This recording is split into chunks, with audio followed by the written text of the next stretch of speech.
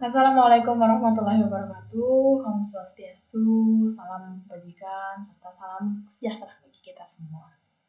Pertama dan utama, marilah kita panjatkan puja dan puji syukur kita atas kehadiran Tuhan Yang Maha Esa yang telah melimpahkan rahmat serta hidayahnya kepada kita. Salawat serta salam tidak lupa pula semoga selalu tercurahkan pada junjungan besar kita, Nabi Allah Nabi Muhammad SAW. Allahumma sholli ala Muhammad wa ala ali Muhammad. Halo teman-teman YouTuber, ketemu lagi bersama saya Bunga Satriadiani dengan NPM A1A0222024 dari kelas 3A Program Studi Pendidikan Bahasa Indonesia, Fakultas Keguruan dan Ilmu Pendidikan Universitas Bengkulu. Di sini kita bersama lagi dengan statistik pendidikan bahasa Indonesia dengan dosen pengampu yaitu Bapak Dr. Nurbanza MPD. Di sini kita akan melakukan perhitungan analis regresi atau ANAREG ganda 2 prediktor dengan SPSS. Nah, di sini soalnya yaitu ada judulnya kita buat pengaruh ekonomi atau X1 dan sosial X2 terhadap prestasi belajar atau kita lambangkan dengan Y, siswa kelas 10 SMA Negeri 4 Bengkulu Selatan. Yang mana di sini nomor respondennya ada 1 sampai 12 ya teman-teman. Kemudian di sini ada yang nomor 1 itu ekonominya atau X1 ada dapat 70, terus sosial atau X2-nya ada 75, serta prestasi atau Y-nya ada 72. Nah, ini data ini merupakan tabel data dari hasil penelitian. Selanjutnya, di sini kita akan melihat tabel output SSS analisis atau analisis regresi multiplus atau berganda. Nah, pada output ini kita akan melihat yang pertama ada variables integrate atau remover. Nah, pada model 1 ini variabel integrate-nya yaitu sosial X2 dan ekonomi X1, teman-teman. Nah, tabel output variables integrate atau remover di samping ini memberikan informasi tentang variabel penelitian serta metode yang digunakan dalam analisis regresi. Variabel independen yang dipakai dalam analisis ini adalah variabel ekonomi dan juga sosial. Sementara variabel dependen adalah variabel prestasinya ya teman-teman. Nah, jadi analisis regresi ini juga menggunakan metode enter. Selanjutnya ada model summary. Nah, di tabel model summary ini kita dapat melihat yaitu ada R-nya ada 0,944, kemudian ada R square-nya 0,892. Nah, di sini tabel model summary ini memberikan informasi tentang nilai koefisien determinasi, yaitu kontribusi atau sambungan pengaruh variabel ekonomi dan juga sosial secara simultan atau bersama-sama terhadap variabel prestasi itu tadi. Berikut di sini ada tabel ANOVA, yaitu tabel yang memberikan informasi tentang ada tidaknya pengaruh variabel ekonomi dan juga sosial secara simultan atau bersama-sama terhadap variabel prestasi. Nah, di sini dapat kita lihat bahwa di tabel ANOVA ini mean square-nya ada 536,802 dan signifikansinya ada 0,00. Nah, di sini penjelasan dari tabel ANOVA yaitu berdasarkan tabel output SPSS model summary di sampingnya itu diketahui nilai koefisien determinasi atau R square yaitu sebesar 0,892. Nilai R square 0,892 itu berasal dari pengkuadratan nilai koefisien korelasi atau R yaitu 0,94 dan hasilnya yaitu 0,892. Nah, besarnya angka koefisien determinasi atau R square ini yaitu 0,892 atau sama dengan 89,2%. Angka ini mengandung arti bahwa variabel ekonomi atau X1 dan sosialnya yaitu X2 secara simultan atau bersama-sama berpengaruh terhadap variabel prestasi atau Y sebesar 89,2%.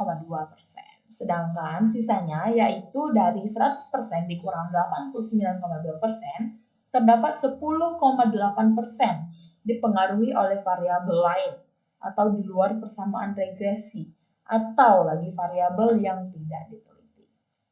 Nah, kemudian besarnya pengaruh variabel ini disebut juga sebagai error atau E. Untuk menghitung nilai error, kita dapat menggunakan rumus E sama dengan 1 dikurang R2.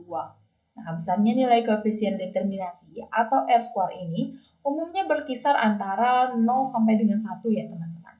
Namun demikian, jika dalam sebuah penelitian kita jumpai R square bernilai minus atau negatif, maka dapat dikatakan bahwa tidak terdapat pengaruh variabel X terhadap variabel Y.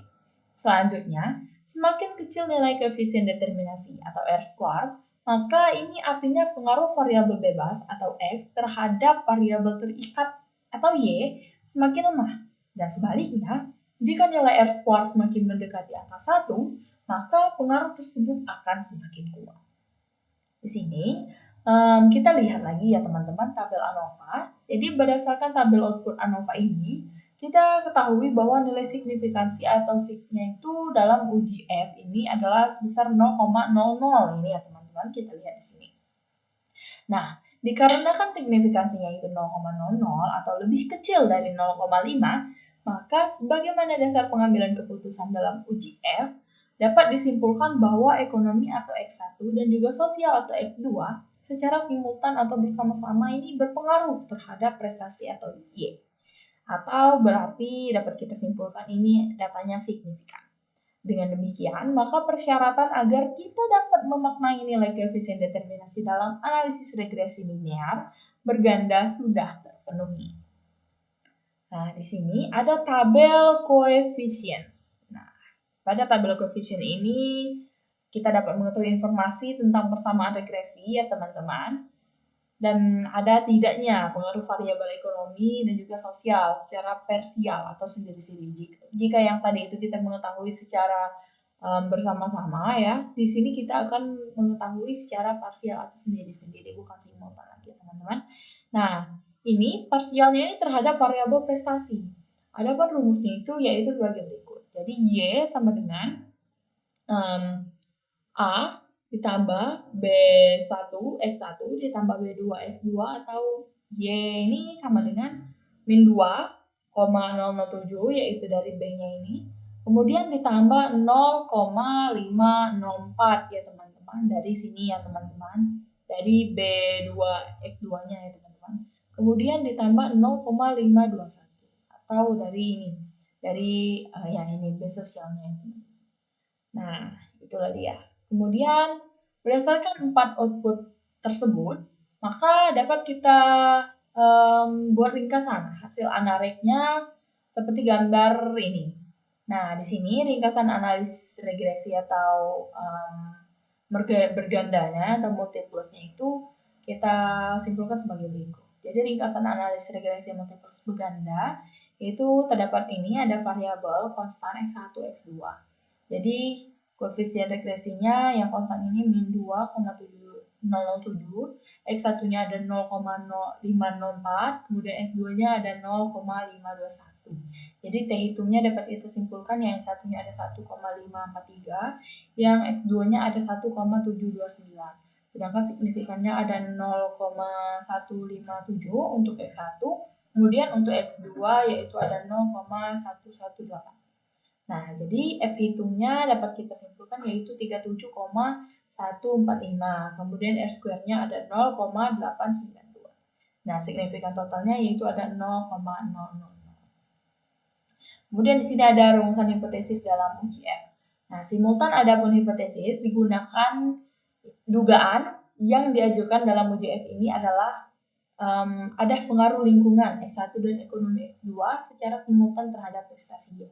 Sedangkan dasar pengambilan keputusan dalam uji F yaitu terdapat 2 cara ya teman-teman yang bisa kita gunakan sebagai acuan atau pedoman untuk melakukan uji hipotesis dalam uji F pertama. Yaitu yang satu itu ada membandingkan nilai signifikansi atau sig atau nilai probabilitas hasil output ANOVA, dan yang kedua yaitu adalah membandingkan nilai F hitung dengan nilai F tabel. Kemudian di sini ada dasar pengambilan keputusan dalam uji F. Masih ya teman-teman.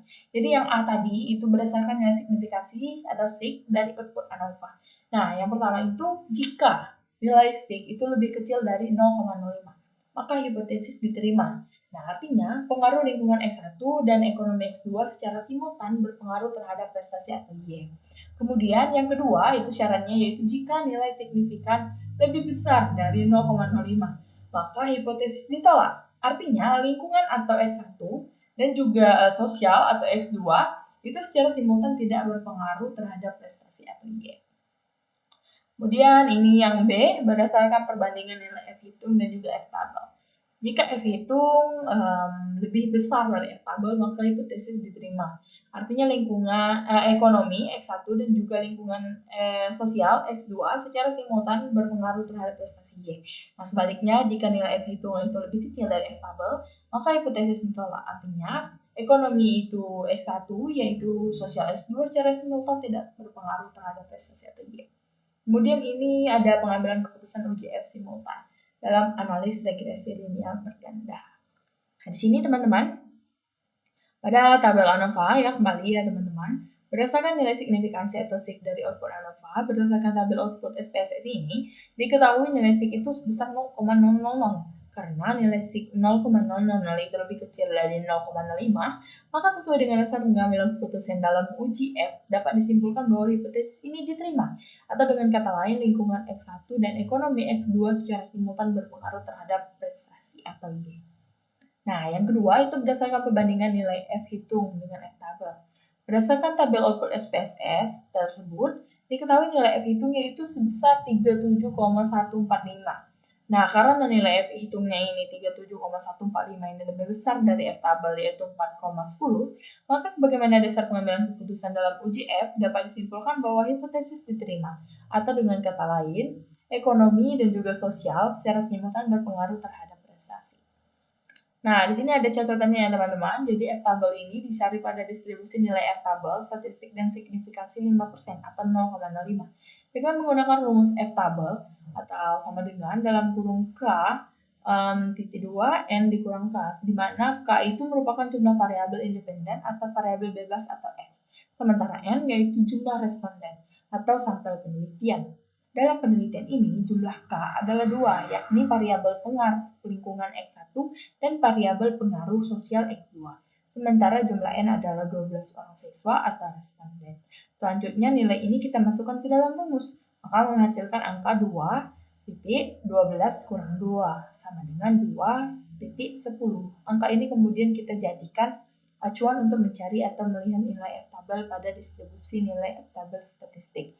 Maka dikemukakan atau ditemukan nilai F tabel adalah sebesar 4,10.